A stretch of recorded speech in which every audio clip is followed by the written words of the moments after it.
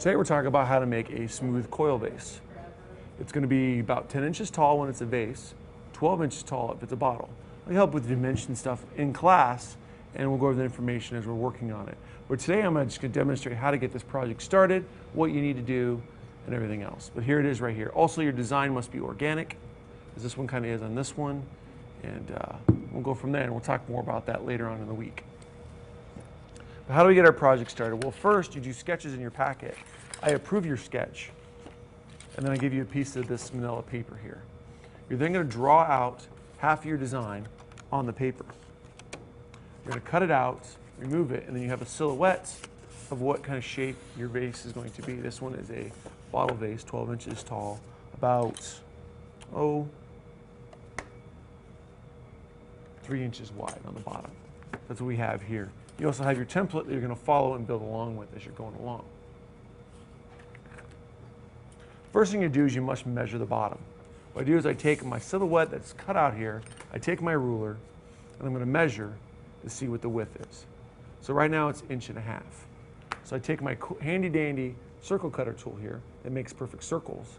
I measure it up, make sure it's measuring, which it is, and it's ready to go. I then have a slab that's rolled out already. You saw me do in the previous one with both the other coil when I rolled it out with the rolling sticks and the pins. 1/4 inch thick is what we're looking at here. I press down somewhere in the slab, make sure this doesn't move, just turn it around in a circle.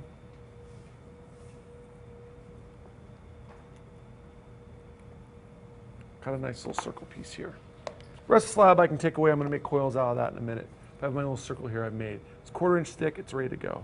You can use the whirler or little spinning tables we used in the past to begin to build and shape these items.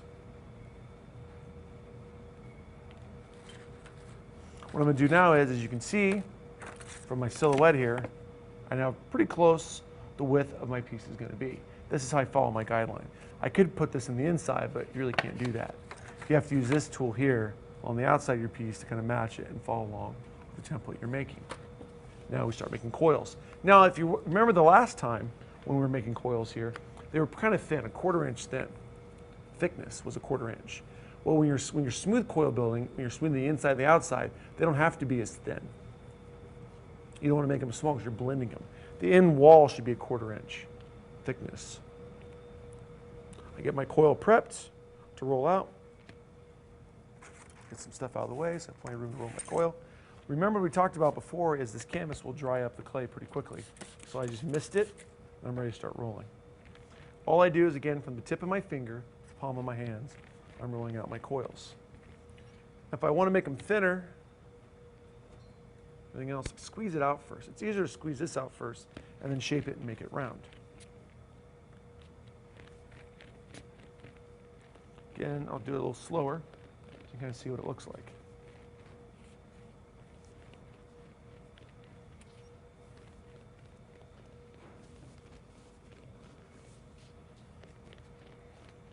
And there's it's about as thin as I want to go.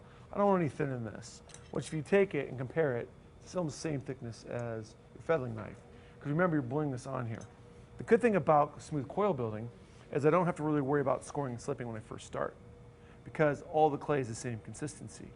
What I'm going to do here is I'm going to roll this coil around it, kind of look at what it does.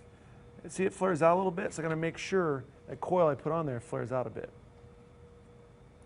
I overlap the coil, so it overlaps the previous one, and then here's closely, I take my knife here and I cut over between both coils. I remove that little excess piece, and there we go. Then it matches up. Now, the hard part is going to begin. Now I must start welding it or blending it on to my base. I start off with the inside first and push down with my thumb. Fingers are bracing on the outside. Kind of rolling my finger through, blending it downwards. Then I go on the outside here, especially in the first couple times, I can kind of press it down a little bit and blend inwards, trying to make it all nice and even and balancing it out.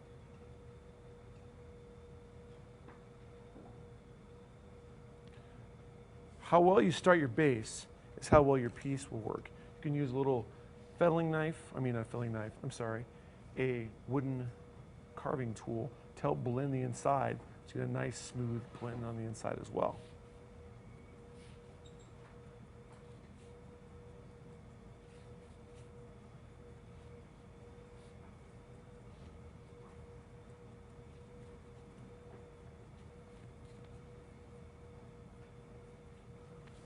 I'm going to flip it over real quick. Kind of make sure the first coil is really well blended on there as well.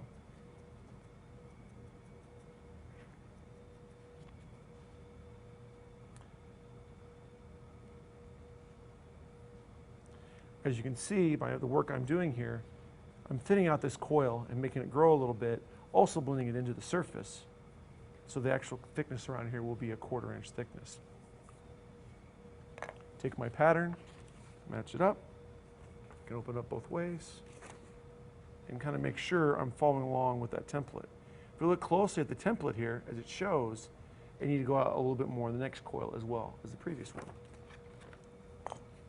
So I put the coil, it's called outward shaping, we talked about that already. I put the coil outside the previous one, and I kind of slowly begin to work my way around, kind of pressing down on the clay a little bit, not too hard to distort it, but kind of just help hold it in place until I get all the way around. Again, I let it overlap a little bit, take it, cut it down with the knife. Again, I blend it on there. Always blend down with my thumb first, kind of push the clay down into it. I'm bracing it with my other hand so I don't warp it too much.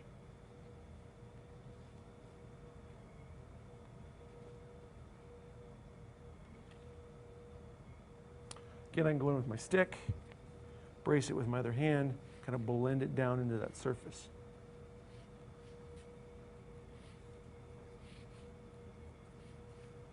I like doing these first couple coils because the piece is so thin, or so small, not thin.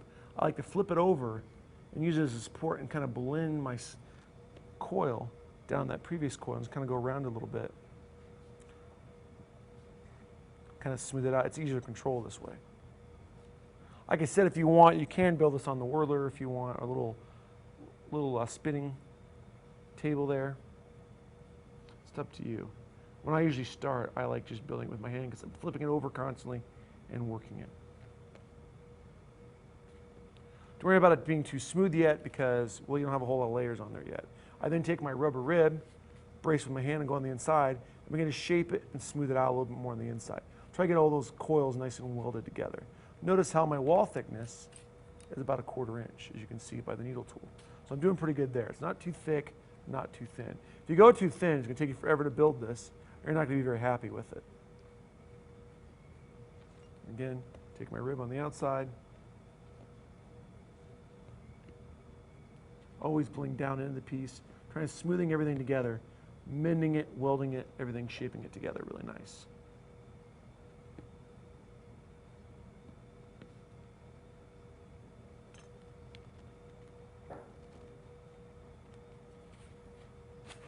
Then I take my little tool here, measure it, see where I'm at,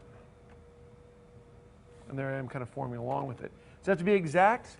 No, it's going to come pretty close though. I should be able to tell what you're building by how it's following along. I can bring this in just a little bit. Let's go around, kind of pinch it in. Notice I'm building one layer at a time. This will seem like it will take a while for you, but once you get a nice rhythm going and building it, it will go pretty quickly. That's much better. You can see there's the basic shape of what I'm building. I keep rolling coils and just keep following up the piece as I'm going along. Keep outward shaping until I get to a certain point. And here then I begin to go inwards, then straight up, and then back out. I could sit here and build the whole thing for you, but I'm sure you want to get started on your own piece. So we'll let you get started now. We'll talk later on this week about your texture and your design for the outside of your piece, what kind of design you're going to come up with. But for now, let's get started building the smooth coil base.